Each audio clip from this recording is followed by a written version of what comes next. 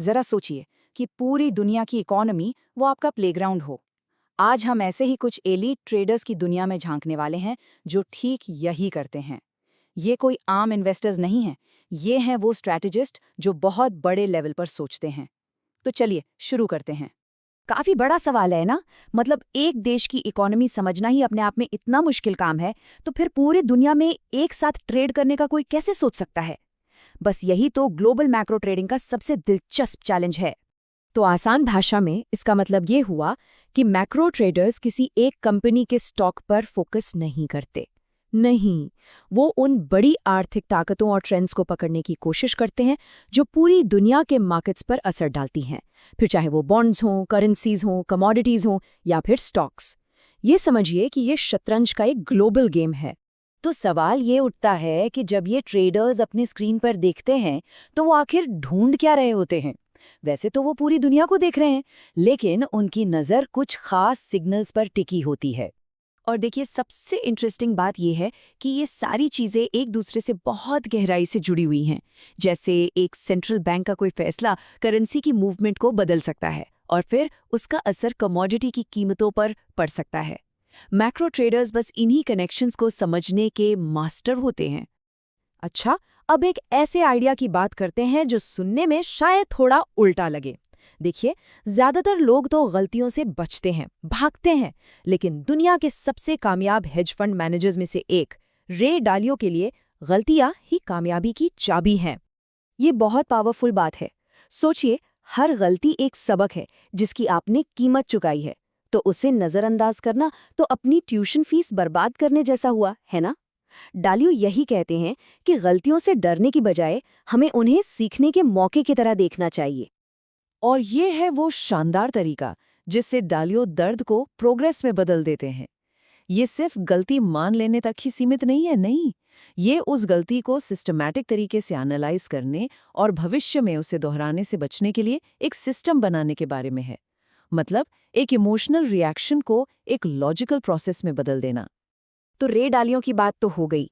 अब जब हम दूसरे कामयाब मैक्रो ट्रेडर्स को देखते हैं तो एक पैटर्न नजर आता है। उनकी कामयाबी 3 मेन पिलर्स यानी 3 स्तंभों पर टिकी है, और यही प्रिंसिपल्स हैं जो उन्हें मार्केट के हर उतार चढ़ाव में टिके रहने में मदद करते हैं। तो पहला पिलर, और शायद सबसे जरूरी पिलर, है सर्वाइवल, मतलब टिके रहना। लैरी बेनेडिक्ट कहते हैं कि एक प्रो ट्रेडर का पहला मकसद पैसा बनाना नहीं होता। नहीं, पहला मकसद होता है गेम में बने रहना। क्योंकि अगर किसी ने अपना सारा पैसा ही गंवा दिया तो फिर वो अगला ट्रेड कैसे लेगा, चाहे वो कितना भी शानदार मौका क्यों ना हो। तो यहाँ समझने वाली बात यह है कि ये नियम कोई सुझाव नहीं है, ये पत्थर की लकीर हैं। ये सर्वाइवल के रूल्स हैं। बड़े नुकसान से बचना ही लॉन्ग टर्म में कामयाबी की गारंटी है। वो जानते हैं कि वो हर बार सही नहीं हो सकते, कोई नहीं हो सकता, लेकिन वो ये पक्का करते हैं कि जब वो गलत हो तो नुकसान बहुत छोटा हो।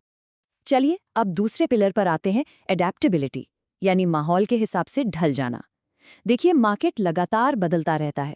जो स्ट्रैटेजी पिछले साल काम कर रही थी, हो सकता है आज वो बिल्कुल बेकार हो। कोल मशिया जैसे ट्रेडर्स किसी एक फिक्स्ड आइडिया से चिपके नहीं रहते। वो मार्केट के मूड को पहचानते हैं और उसी के हिसाब से अपनी स्ट्रैटेजी को बदल लेते हैं। और तीसरा पिलर है सिस्टम्स थिंकिंग। इसका मतलब है कि मैक्रो ट्रेडर्स सिर्फ एक इवेंट का अंदाजा नहीं लगाते, नहीं, वो उसके बाद होने वाले रिएक्शंस की पूरी चेन का अंदाजा लगाते हैं। वो कॉज एंड इफेक्ट के बारे में सोचते हैं कि अगर ए हुआ तो बी हो सकता है, और अगर बी हुआ तो फिर सी होगा।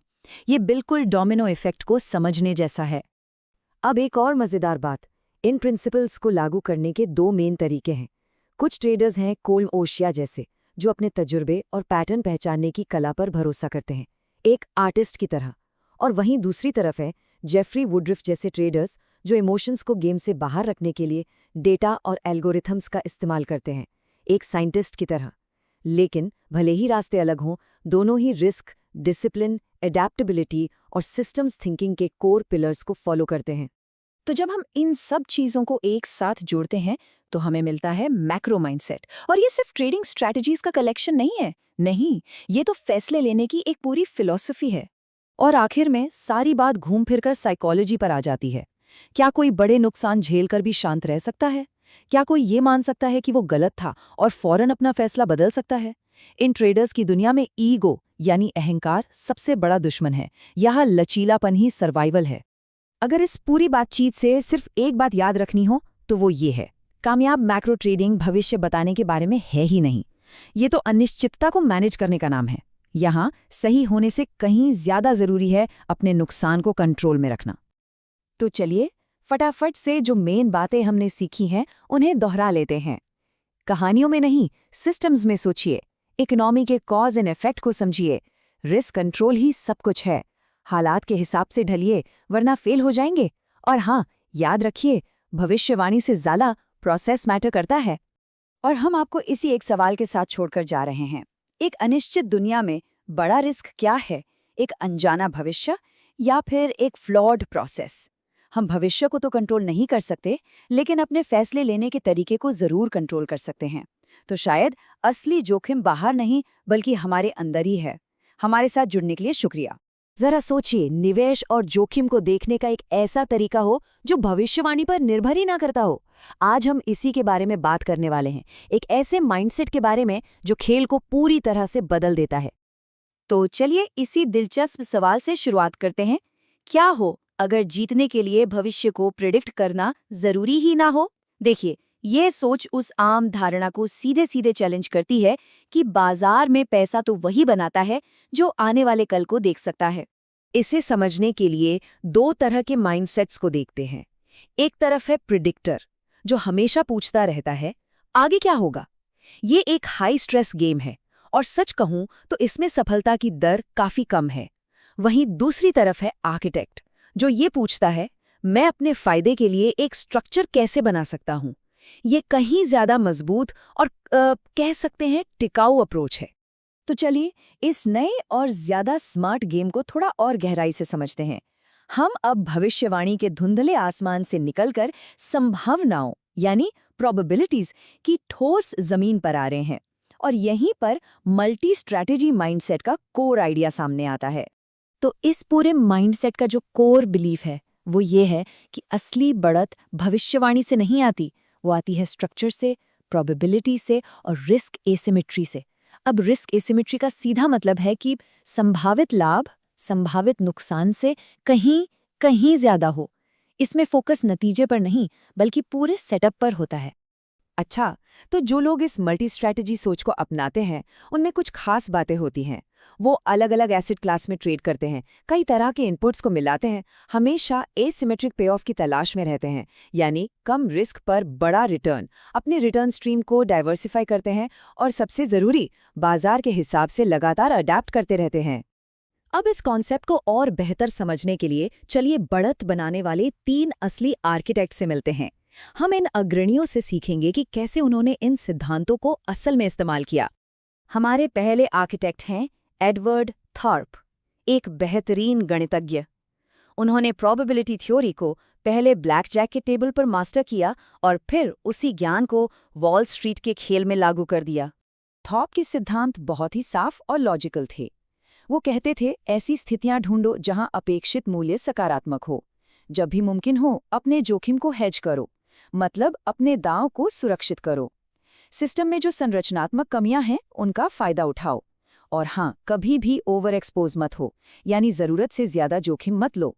देखिए, उनकी असली ताकत भविष्य बताना नहीं थी, बल्कि गलत कीमत वाली संभावनाओं को पहचानना और उससे एक सांख्यिकीय बढ़त बनाना थी। तो थॉर्प ने गणितीय बढ़त पर जोर दिया, और इसी बढ़त को एक अलग एंगल से देखते हैं जेमी मायाय। उनका मानना है कि हर बार सही होना जरूरी नहीं है। उनकी एक बहुत पावरफुल बात है, आपको अक्सर सही होने की जरूरत नहीं है, आपको बड़ा सही होने की जरूरत है। और माई की पूरी रणनीति का केंद्र बिंदु है एसिमेट्रिक पे ऑफ। इसका मतलब क्या है? ये एक ऐसी स्थिति है जहां नुकसान का पोटेंशियल तो सीमित है, एक हद तक तय है, लेकिन मुनाफे की जो संभावना है वो बेहद ज्यादा है, लगभग असीमित। और ये विजुअल इसके पावर को कितने शानदार तरीके से दिखाता है। देखिए, बाईं ओर पर ये छोटा सा बार, ये है आपका सीमित नुकसान, लेकिन दाईं ओर पर ये विशाल बार देखिए जिसके ऊपर एक तीर है, ये है संभावित लाभ जिसकी कोई सीमा नहीं है। चलिए अब आगे बढ़ते हैं और हमारे तीसरे आर्किटेक्ट माइकल प्लाट के नजरिए को समझते हैं।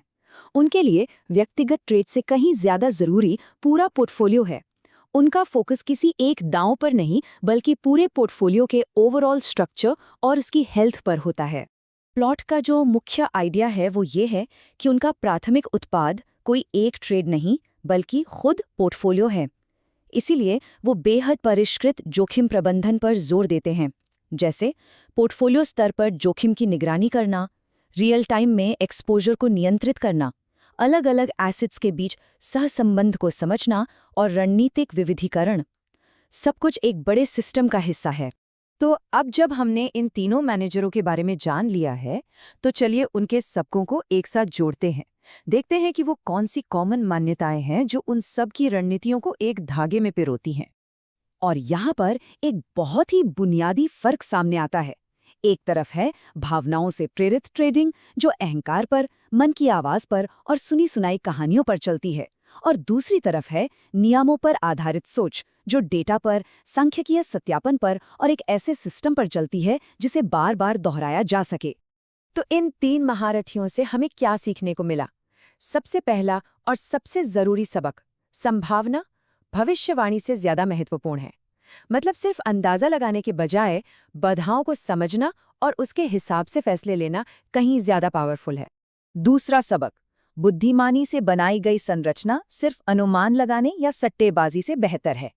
एक अच्छी तरह से डिजाइन किया गया सिस्टम जिसमें जोखिम नियंत्रण के नियम हों, वो किस्मत के भरोसे लगाए गए तुक्कों से हमेशा बेहतर परफॉर्म करेगा। और तीसरा और शायद सबसे अनुशासित सबक, एक दोहराने योग्य प्रक्रिया उस बढ़त को बचाती है जिसे हमारी भावनाएं अक्सर बर्बाद कर देती हैं। अनुशासन और एक सुसंगत दृष्टिकोण भावनाओं को आपके निर्णयों पर हावी होने से रोकते हैं। तो अब हम इस सब को समेटकर एक अंतिम सारांश पर आते हैं। ये है आर्किटेक्ट का ढांचा, एक स्पष्ट और व्यवहारिक फ्रेमवर्क।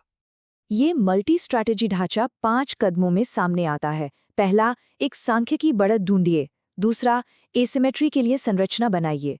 तीसरा, अपने रिटर्न के स्रोतों को डाइवर्सिफाई कीजिए। चौथा, पोर्टफोलियो स्तर के जोखिम को नियंत्रित कीजिए। और पांचवा, लगातार विकसित होते रहिए, सीखते रहिए। ये इन सभी मैनेजरों के काम का निचोड़ है। तो इस पूरी चर्चा का निचोड़ क्या है? साफ और सीधा। सफलता भविष्य बताने वाला कोई ज्योतिषी बनने में नहीं है, बल्कि जोखिम का एक बुद्धिमान आर्किटेक्ट बनने में है। और आखिर में एक सवाल जिस पर सोचना जरूरी है, जिंदगी में ऐसी कौन सी जगहें हैं जहां हम भविष्यवाणी करने की कोशिश कर रहे हैं, जबकि हमें एक बेहतर संरचना बनाने पर फोकस करना चाहिए। नमस्कार, आज हम बात करने वाले हैं दुनिया के कुछ सबसे बेहतरीन इक्विटी ट्रेडर्स के बारे में। मतलब ये लोग सोचते कैसे हैं, ऐसा क्या करते हैं कि ये बाकियों से इतने अलग हो जाते हैं। चलिए आज जरा इनके दिमाग के अंदर झांक कर देखते हैं। तो सबसे पहले एक सीधा सा सवाल, आखिर इन टॉप ट्रेडर्स की कामयाबी का राज क्या है? क्या इनके पास कोई सीक्रेट फॉर्मूला होता है या कोई जादू जिससे ये भविष्य देख लेते हैं? सच कहूं तो असलियत हमारी सोच से काफी अलग है। और यही है सबसे बड़ी बात। देखिए, टॉप लेवल की ट्रेडिंग किसी जादू टोने से नहीं होती। ये सब कुछ अनुशासन और एग्जीक्यूशन का खेल है। मतलब फोकस इस पर नहीं होता कि क्या होने वाला है, फोकस इस पर होता है कि जो अभी हो रहा है उस पर रिएक्ट कैसे करना है। अच्छा, तो चलिए इस बात को जरा और गहराई से समझते हैं।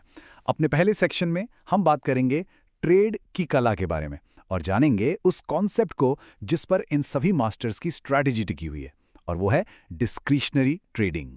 तो ये डिस्क्रिशनरी ट्रेडिंग है क्या चीज? देखिए, इसका सीधा सा मतलब है कि ट्रेडर अपने विवेक, अपने जजमेंट से फैसले लेता है। वो किसी कंप्यूटर या फिक्स्ड रूल को फॉलो नहीं कर रहा, बल्कि अपने तजुर्बे, अपनी समझ का इस्तेमाल करके मार्केट में मूव्स लेता है। और इसे समझने के लिए इसका फर्क सिस्टमैटिक इन्वेस्टिंग से देखते हैं। एक तरफ है सिस्टमैटिक इन्वेस्टिंग, जहां निवेशक तय नियमों पर ही चलता है, चाहे जो हो जाए। लेकिन दूसरी तरफ डिस्क्रेशनरी ट्रेडर्स मार्केट के साथ साथ खुद को बदलते हैं। वो लगातार अपनी पोजीशंस को एडजस्ट करते रहते हैं। ये बहुत एक्टिव और हैंड्स ऑन अप्रोच है। अब आते हैं सबसे दिलचस्प हिस्से पर। हम मिलेंगे 5 ऐसे ट्रेडिंग मास्टर्स से जिनके काम करने का तरीका एक दूसरे से बिल्कुल अलग है, लेकिन एक चीज कॉमन है, ये सभी जबरदस्त कामयाब रहे हैं। इससे एक बात तो साफ है कि कामयाबी के रास्ते कई हो सकते हैं। तो लिस्ट में पहले हैं स्टीव क्लार्क, इनकी फिलॉसफी बहुत ही सीधी और पावरफुल है। क्लार्क का कोड क्या कहता है? वो कहते हैं कि हर बार सही होने की कोशिश मत करो। इसके बजाय जब सही साबित हो तो उसका पूरा फायदा उठाओ। मतलब जो ट्रेड्स मुनाफा दे रहे हैं उनमें पैसा बढ़ाओ और जो घाटे में है उन्हें तुरंत काटो। ये पूरा खेल फोकस और कंसंट्रेशन का है। हमारे दूसरे मास्टर हैं मार्टिन टेलर। ये एक सच्चे कॉन्ट्रेरियन है। मतलब वो जो भीड़ कर रही है उसके ठीक उल्टा सोचते हैं। टेलर की असली ताकत क्या है? वो उन कहानियों पर सवाल उठाते हैं जिन पर पूरा मार्केट आंख बंद करके भरोसा कर रहा होता है। वो उन धारणाओं को खोजते हैं जो पॉपुलर तो हैं लेकिन गलत हैं। और बस जहां मार्केट गलती कर रहा होता है वहीं टेलर अपनी बाजी खेलते हैं। ये सब कुछ इंटेलेक्चुअल इंडिपेंडेंस के बारे में है। अब कहानी है टॉम क्लोगस की, और इनका करियर हमें सिखाता है सर्वाइवल का सबसे जरूरी सबक, अडैप्टेबिलिटी, यानी बदलते वक्त के साथ बदलना। ये जो लाइन है ना, इसे ध्यान से देखिए। कोई भी स्ट्रैटेजी हमेशा काम नहीं करती। क्लॉग्स ने अपने करियर में जबरदस्त कामयाबी भी देखी और भारी नाकामी भी, और इन सबसे उन्होंने यही सीखा कि अगर टिके रहना है तो बदलना पड़ेगा। जो तरीका कल काम कर रहा था, कोई गारंटी नहीं कि वो आज भी काम करेगा। हमारे चौथे मास्टर हैं जो विडिच, और ये उस चीज पर फोकस करते हैं जिसे ज्यादातर लोग नजरअंदाज कर देते हैं, और वो है नुकसान को मैनेज करना। देखिए, विंडेज घाटे को किसी पर्सनल फेलियर की तरह नहीं देखते। उनके लिए ये बस बिजनेस चलाने की एक कॉस्ट है, एक ऑपरेशनल कॉस्ट। एक छोटा सा लॉस बस एक सिग्नल है कि आप गलत थे, और ये एक मौका भी है अपनी कैपिटल को किसी बेहतर जगह लगाने का। और आखिर में है जिमी बालोडीमास। ये वो ट्रेडर हैं जो उस इलाके में खेलते हैं जहां जाने से ज्यादातर लोग घबराते हैं। बालोडेमस का काम एक हाई वायर एक्ट जैसा है। वो शॉर्ट सेलिंग और मुश्किल में फंसी कंपनियों पर दांव लगाते हैं। जाहिर है ये बहुत बहुत ज्यादा खतरनाक है, लेकिन उनका काम ये साबित करता है कि अगर रिस्क की गहरी समझ हो और उसे मैनेज करने का अनुशासन हो तो सबसे मुश्किल हालातों में भी कामयाबी मिल सकती है। तो हमने 5 बिल्कुल अलग अलग स्टाइल देखे। एक है जो विनर्स पर फोकस करता है, दूसरा जो भीड़ के खिलाफ जाता है, तीसरा जो हालात के हिसाब से खुद को बदल लेता है, चौथा जो घाटे को कंट्रोल करता है, और पांचवा जो हाई रिस्क गेम खेलता है। इतने अलग अलग तरीकों के बाद सवाल ये उठता है कि इन सब में कॉमन क्या है? वो कौन सी एक चीज है जो इन सबको जोड़ती है? और जवाब है ये, यही वो सुनहरा धागा है जो इन सबको एक साथ पिरोता है। उनकी कामयाबी का राज भविष्य बताने की काबिलियत नहीं है, बल्कि रियल टाइम में रिस्क को मैनेज करने की काबिलियत है। बस यही एक नियम है जो इन सब पर लागू होता है। तो ये करते कैसे हैं? देखिए, ये लोग बस कोई स्टॉक खरीदकर बैठ नहीं जाते। नहीं, ये लगातार अपनी पोजीशंस को मैनेज करते हैं। जब भी मार्केट में अनिश्चितता बढ़ती है, ये पीछे हट जाते हैं, और जैसे इन्हें लगता है कि इनका फैसला गलत था, ये बिना एक पल सोचे ट्रेड से बाहर निकल जाते हैं। लेकिन रुकिए, बात सिर्फ स्ट्रैटेजी की नहीं है। एक और लेयर है, एक और भी गहरी चीज है जो इन सबको जोड़ती है, और वो है उनका माइंडसेट, उनका मेंटल गेम। असल में असली लड़ाई तो यहीं होती है। इस बात को समझना बहुत बहुत जरूरी है। मार्केट में सबसे स्मार्ट इंसान हमेशा नहीं जीतता। जीतता वो है जो सबसे ज्यादा डिसिप्लिन्ड होता है। वो ट्रेडर जो अपने ईगो को साइड में रखकर अपने प्लान पर टिका रहता है, भले ही उसे ये मानना पड़े कि वो गलत था। तो आज की पूरी बातचीत का सार क्या है? ये कुछ जरूरी सबक हैं। नुकसान को जल्दी काटो, अपने विनर्स को बढ़ने दो, भीड़ की सोच पर सवाल उठाओ, मार्केट के साथ साथ खुद को बदलो, भविष्यवाणी पर नहीं बल्कि एक्शन लेने पर फोकस करो, और सबसे बढ़कर इमोशनल डिसिप्लिन ही असली ताकत है। और ये बातें हमें एक आखिरी सवाल पर लाकर छोड़ देती हैं। सोचिए, ये सारे सिद्धांत सिर्फ ट्रेडिंग के लिए नहीं है, ये तो जिंदगी में भी लागू होते हैं। तो सवाल खुद से पूछने वाला है, अपनी जिंदगी में ऐसी कौन सी चीज है जिसे काटने का और कौन से विनर को और बढ़ने देने का वक्त आ गया है? तो आज बात करते हैं एक ऐसी इन्वेस्टमेंट फिलॉसफी की जो मार्केट के रोज रोज के शोर शराबे से ध्यान हटाकर बिजनेस पर फोकस करने के मूल सिद्धांतों पर जोर देती है। चलिए इसे थोड़ा और गहराई से समझते हैं। तो क्या क्या देखने वाले हैं हम आज? हम इन 5 हिस्सों पर बात करेंगे। ये सफर हमें मार्केट को देखने के एक आम नजरिए से कहीं ज्यादा गहरी समझ की ओर ले जाएगा। तो चलिए शुरू करते हैं पहले पॉइंट से। यहाँ हम समझेंगे कि एक हर पल बेचैन रहने वाले ट्रेडर और एक शांत, धैर्यवान इन्वेस्टर में क्या फर्क है, और देखेंगे कि मार्केट को देखने का एक बिल्कुल अलग नजरिया भी हो सकता है। अब देखिए, यहाँ जो समझने वाली बात है ना, वो है सोच का बुनियादी फर्क। एक तरफ वो लोग हैं जो मार्केट की हर छोटी बड़ी खबर पर रिएक्ट करते हैं, और दूसरी तरफ वो हैं जो एक मजबूत बिजनेस में हिस्सेदारी खरीदने पर यकीन रखते हैं। ये सिर्फ स्टॉक खरीदना नहीं है, ये उससे कहीं ज्यादा गहरी बात है। ठीक है, तो ये बेसिक फर्क तो समझ आ गया। अब जरा इसके मूल सिद्धांत मतलब इसकी कोर फिलॉसफी को समझते हैं कि लॉन्ग टर्म वैल्यू इन्वेस्टिंग आखिर है क्या।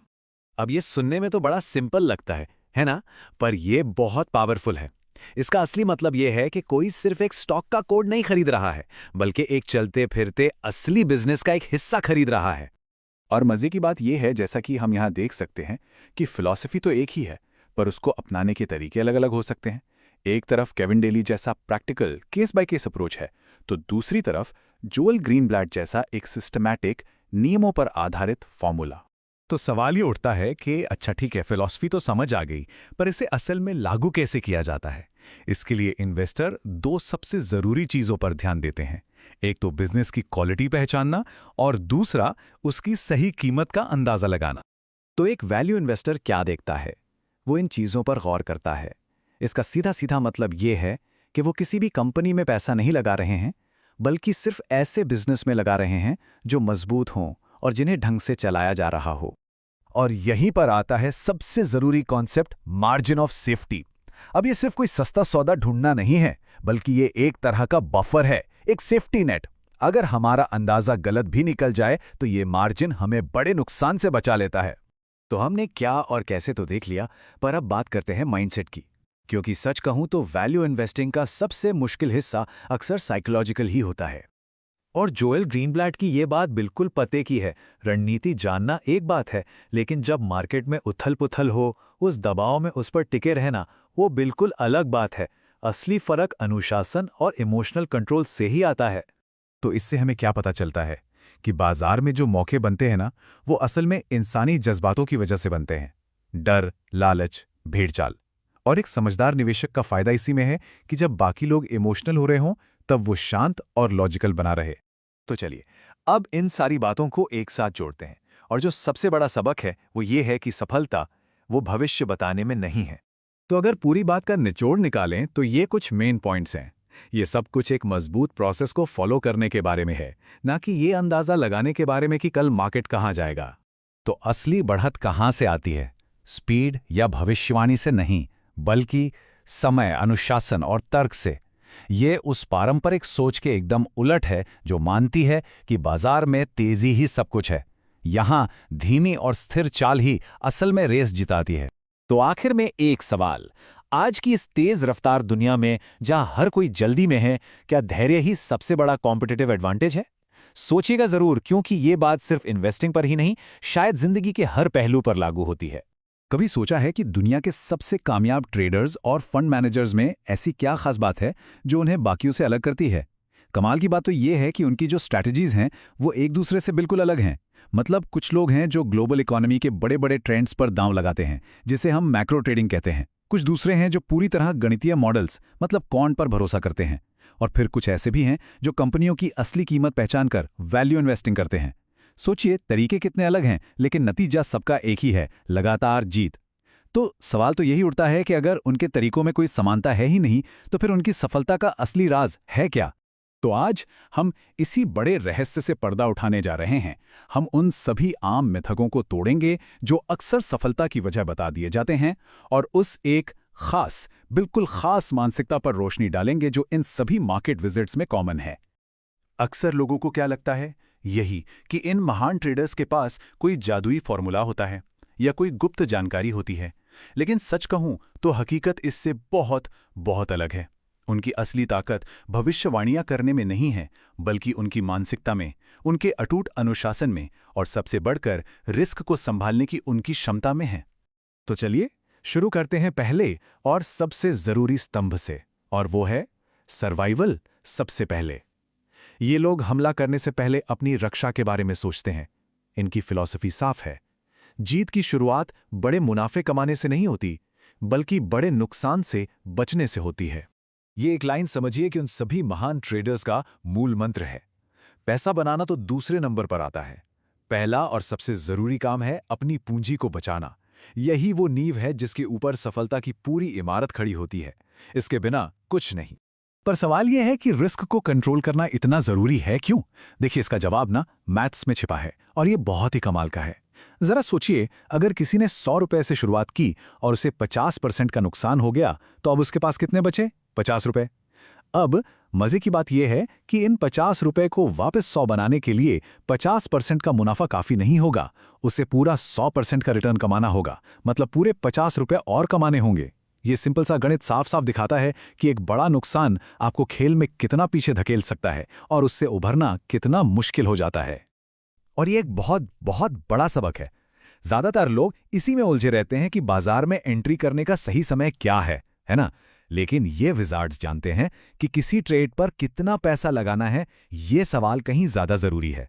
देखिए, सही पोजीशन साइजिंग एक अच्छे आइडिया को एक मुनाफे वाले ट्रेड में बदल सकती है और एक बुरे आइडिया के असर को सिर्फ एक छोटी मोटी मैनेज हो सकने वाली गलती तक ही सीमित रख सकती है। सफल ट्रेडर्स की एक और खास बात, वो नुकसान से डरते नहीं हैं। वे इसे बिजनेस करने की एक जरूरी लागत, एक तरह का कॉस्ट ऑफ डूइंग बिजनेस मानते हैं। उन्हें अच्छी तरह पता है कि हर ट्रेड सफल नहीं होने वाला, इसलिए वो छोटे नुकसान को जल्दी से स्वीकार कर लेते हैं, इससे पहले कि वो एक बड़ी नाकाबिले बर्दाश्त समस्या बन जाए। तो ये था पहला स्तंभ, सर्वाइवल। अब आते हैं दूसरे स्तंभ पर, जो है सिस्टम सबसे ऊपर। ये स्तंभ इस बारे में है कि कैसे अपने अहंकार और अपनी भावनाओं को अपने फैसलों से दूर रखा जाए और एक भरोसेमंद प्रक्रिया, एक सिस्टम पर पूरा विश्वास किया जाए। सच तो ये है कि बाजार का कल क्या होगा ये कोई भी नहीं बता सकता। इसीलिए जो बेहतरीन ट्रेडर्स होते हैं वो उन चीज़ों पर फोकस करते हैं जो उनके कंट्रोल में हैं। और वो क्या है? वो है उनके फैसले लेने का अपना तरीका, अपनी प्रक्रिया। एक मजबूत प्रक्रिया ही लंबे समय में अच्छे नतीजे देती है, भले ही बीच में कुछ ट्रेड गलत भी क्यों ना हो जाएं। तो फिर ये लोग नुकसान को हैंडल कैसे करते हैं? बहुत ही तयशुदा और बिना किसी इमोशन के।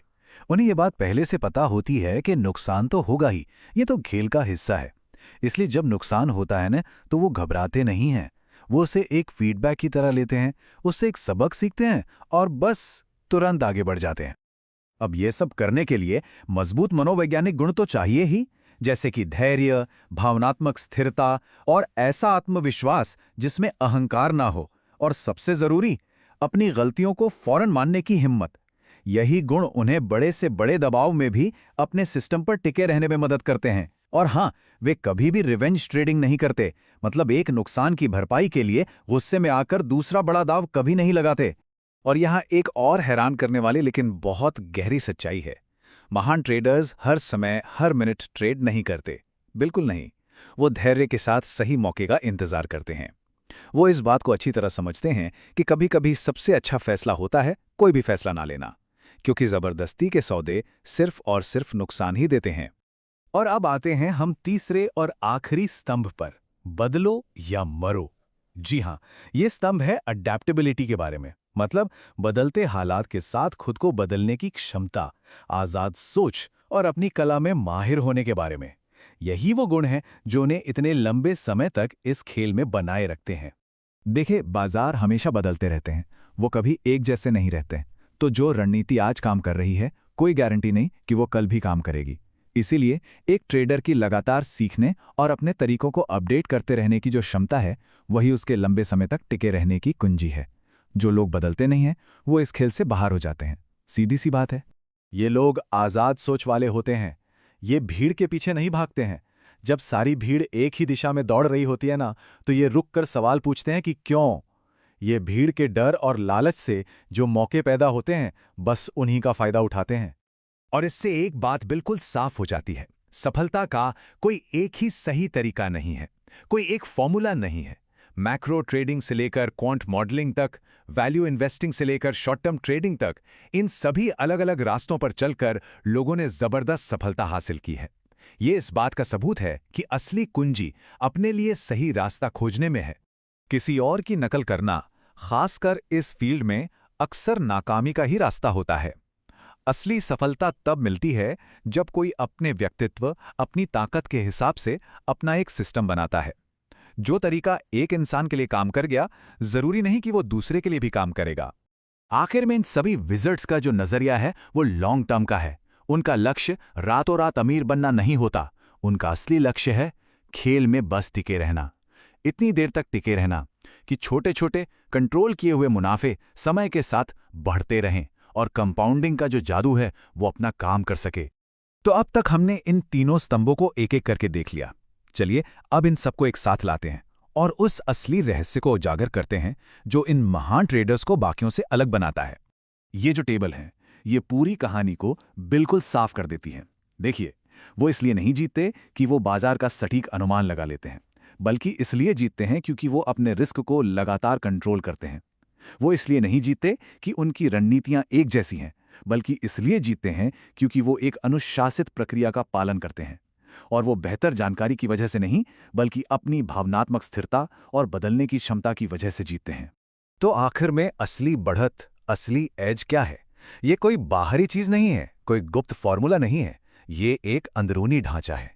ये सब कुछ आपकी मानसिकता, आपके अनुशासन और आपके जोखिम पर नियंत्रण के बारे में है। और बस इसी एक विचार के साथ इस बात को खत्म करते हैं।